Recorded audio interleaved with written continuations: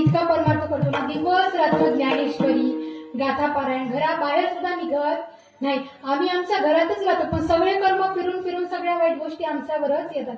आम्ही कुणाच्या आदात जात नाही, कुणाच्या मध्यात जात नाही, तरी सगळं आमच्यावरच येतो. आम्ही कुणाच्या आद्यात मध्यात नसतो, सगळं आमच्यावर कसं काय येतं? आता हे सगळा खेळ कशाचा आहे?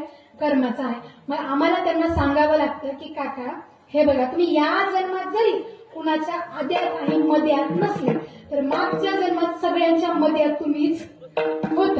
म्हणून या जन्मात सगळं गोल गोल गोल गोल गोल गोल फिरून तुमच्यावर येत.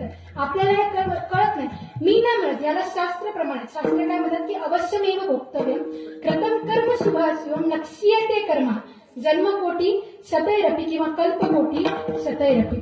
तुम्ही जे कर्म करता त्याचं फळ तुम्हाला कोटी जन्मामध्ये, म्हणजे जन्म कोटी शतैरपि, कोटी जन्म जरी घेतले तरी ते तुम्हाला भोगावं.